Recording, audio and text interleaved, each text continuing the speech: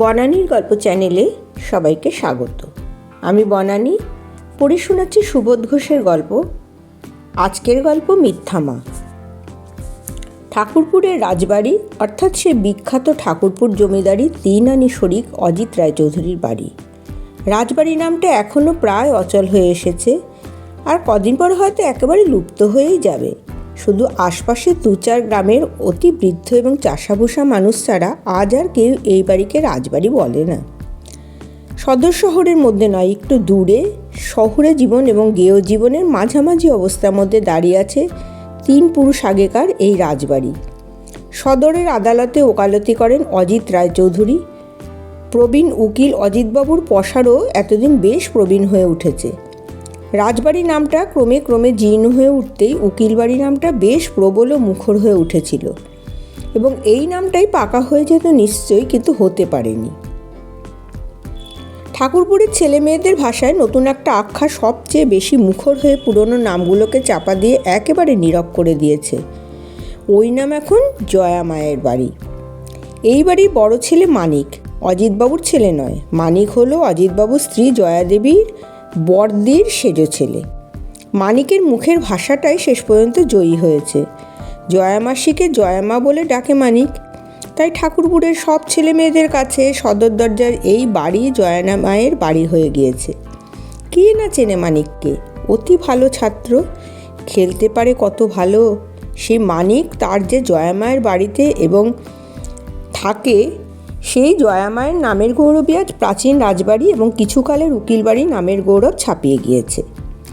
জয়া মায়ের নামে যেসব গল্প আর সংবাদ আজ প্রায় 22 বছর ধরে ঠাকুরপুরে, আশেপাশের গায়ে, সদর শহরের মনে মনে স্মৃতি হয়ে রয়েছে, সেই সব গল্প আর সংবাদের গৌরবই জয়ী হয়েছে বলা যায়।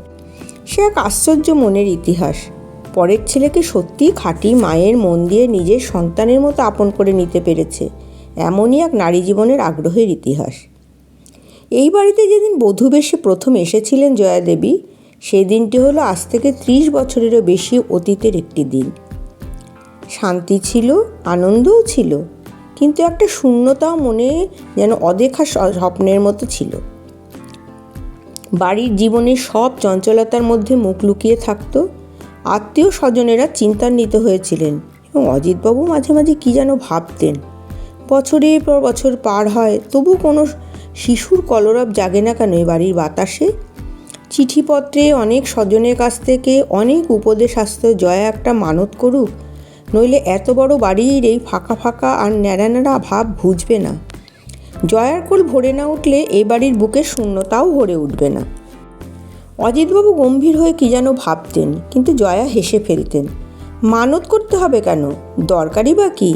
একেবারে স্পষ্ট করে এবং অদ্ভুত তীব্র এক আগ্রহের ছোঁয়ায় যেন ছটপট করে জয়া বলে ফেলতেন একটা কথা, আর শুনে চমকে উঠতেন অজিতবাবু। জয়া বলতেন, যেখান থেকে পারো একটা বাচ্চাকে নিয়ে এসে ফেলে দাও না আমার কাছে। নীরব ও নিরুত্তর অজিতবাবুর মুখের দিকে তাকিয়ে জয়া তেমনি অতি সহজে, অবাধে আর স্বচ্ছন্দে হেসে হেসে বলতেন, কোনো জ্বালা যন্ত্রণার দুর্ভোগ ভুগতে হবে না, অথচ একটা ছেলে চলে এলো কোলে, এই তো ভালো। অজিতবাবু হাসেন, তা না হয় হলো, কিন্তু আবার কি? তুমি কি সত্যিই মায়ের মন নিয়ে পরের ছেলেকে মানুষ করতে পারবে? কেন পারবো না? হয় না জয়া, তাতে পরের ছেলেকে শুধু মানুষ করা হয়, কিন্তু মায়ের মনের আনন্দ পাওয়া যায় না। জয়া বলেন, খুব হয়, খুব পাওয়া যায়। শেষ পর্যন্ত জয়ারই এই অবাধ হাসির আগ্রহ সত্য হয়ে উঠল। সে সত্য আজ এই বাড়ির জীবনের দিকে তাকালেই দেখতে পাওয়া যায়। দেখে মনে হয় অজিতবাবু আর জয়া দেবীর হলেন 3টি ছেলের ও 1টি মেয়ের বাপ ও মা। বড় ছেলে মানিক হলো জয়া দেবীর বড়দির সেজো ছেলে।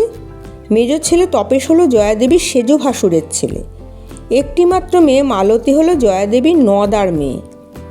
আর সবচেয়ে ছোটটি নিতু, যার নাম, সে হলো আরও দূর সম্পর্কের এক আত্মীয়ের সংসারের এক মা মরা ছেলে। নিতুর ভাষা অনুসারে মানিক হলো বড়দা, তপেশ মেজদা, মালতী হলো দিদি।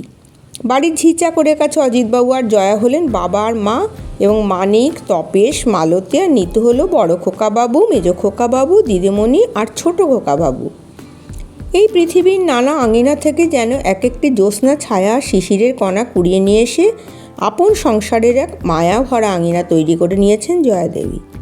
আপনপর সম্পর্কের নানা বিচিত্র আখ্যাগুলিও যেন এইখানে এসে এক নারীর স্নেহের কাছে সব ভিন্নতা হারিয়ে এক হয়ে গিয়েছে। জয়া হয়েছেন জয়া মা।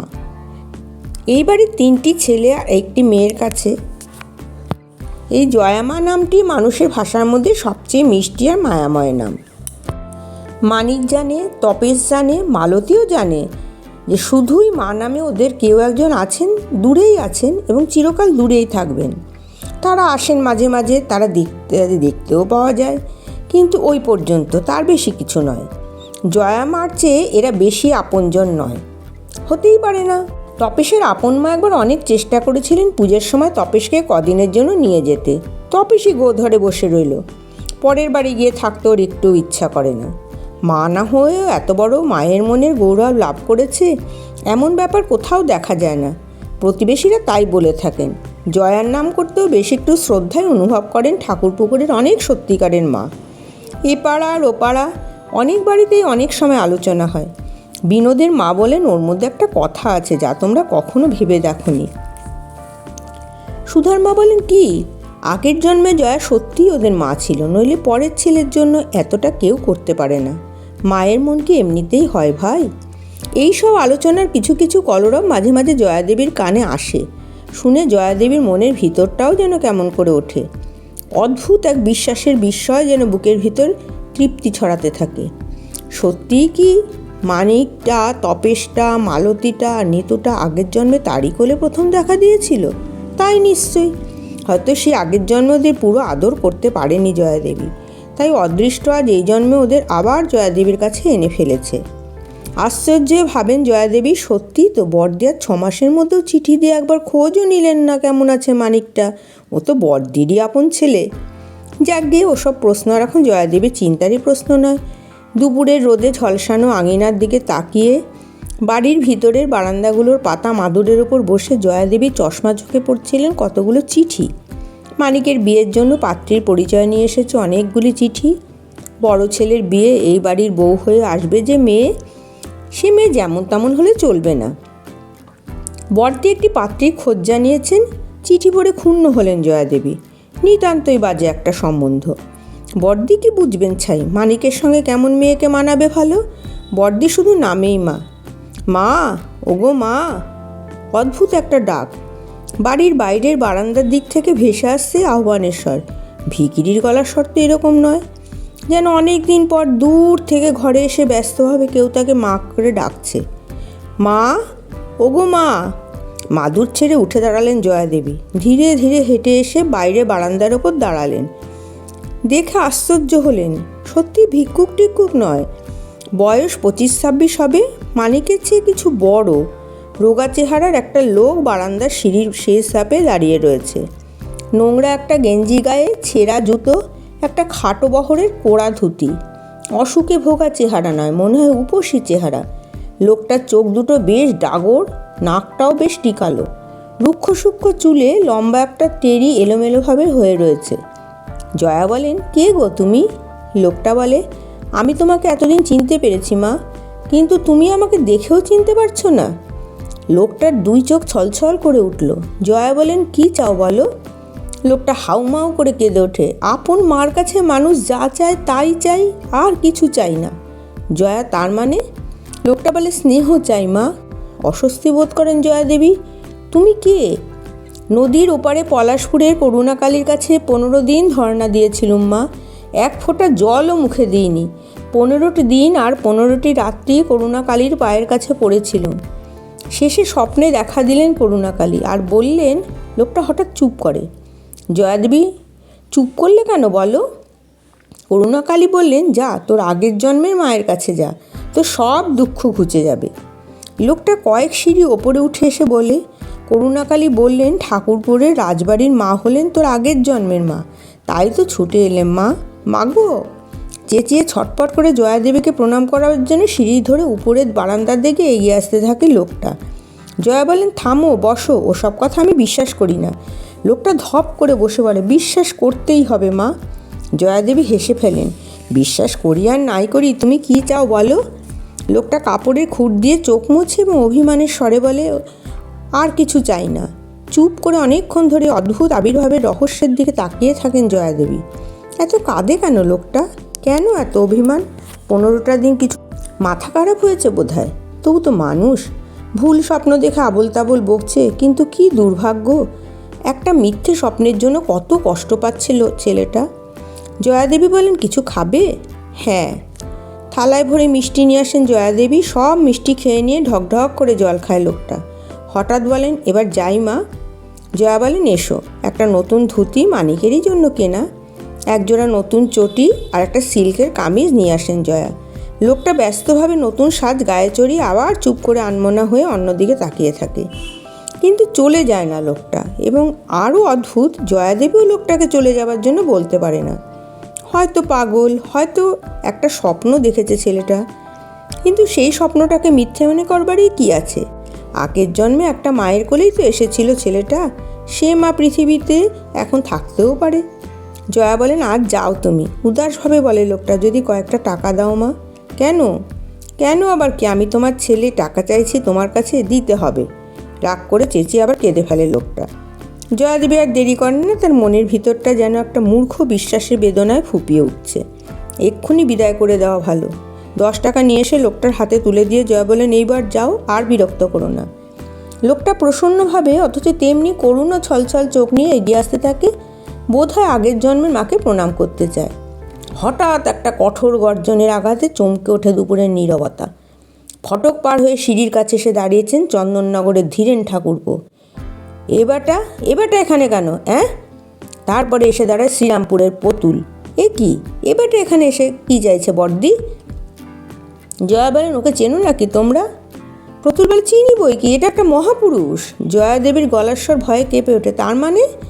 ধীরেন ঠাকুরপো বলেন, মিথ্যা দুঃখের কথা বলে লোকের কাছ থেকে টাকা আদায় করাই ওর কাজ। প্রতুল বলে, আজ 3 বছর দেখছি ট্রেনে ট্রেনে ঘোরে, লোকের কাছ থেকে পিতৃশ্রাদ্ধের জন্য সাহায্য চায়। ধীরেন ঠাকুরপো বলেন, সেদিনও আমার অফিসে গিয়েছিল, রুগ্না স্ত্রীর চিকিৎসার জন্য সাহায্য চাই, আমাকে দেখেই পালিয়ে গেল। লোকটা নির্বিকার, কোনো ভয় বা উদ্বেগের ছায়ামাত্র নেই লোকটার চোখে। ধীরেনবাবু বলেন, নিশ্চয় ওকে জুতো জামা আর কাপড় আপনি দিয়েছেন বৌদি। প্রতুল বলেন, নিশ্চয়ই কিছু টাকাও আপনার কাছ থেকে আদায় করেছে। জয়াদেবী বলেন, হ্যাঁ। লোকটার ঘাড়ে হাত দেয় প্রতুল, বের কর টাকা, ফেরত দাও। লোকটা বলে, কেন দেব? আমার আগের জন্মের মা আমাকে দিয়েছেন, আপনারা সে টাকা কেড়ে নেবার কে মশাই?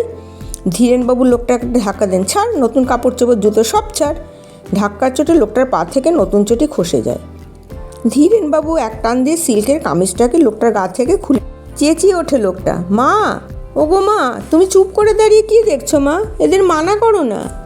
জয়াদেবী নীরবে দাঁড়িয়ে শুধু তার 2 চোখের একটা অর্থহীন চাহনি তুলে তাকিয়ে থাকেন। প্রতুল লোকটার হাত ধরে টান দেয়। লোকটার শক্ত মুঠোর কঠোর এক পেছনে চূর্ণ করে দিয়ে টাকা কেড়ে নেয় প্রতুল। ধীরেনবাবু আবার একটা ধাক্কা দিয়ে লোকটাকে ফটকের দিকে টেনে নিয়ে চললেন।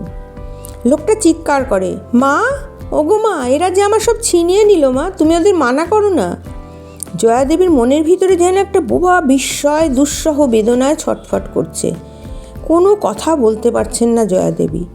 মিথ্যাবাদী একটা লোক ধরা পড়ে গিয়েছে আর জব্দ হয়েছে, জয়াদেবী বাধা দেবেন কেন? ফটকের কাছে লোকটাকে ঠেলে নিয়ে এলেন ধীরেনবাবু। এইবার ধীরেনবাবুর হাতের আরেকটি ধাক্কায় অদৃশ্য হয়ে যাবে জয়াদেবীর 2 চক্ষুর সম্মুখ থেকে এক মিথ্যা আগের জন্মের ছেলে। লোকটা মুখ ফিরিয়ে জয়াদেবীর দিকে হতাশভাবে তাকায়।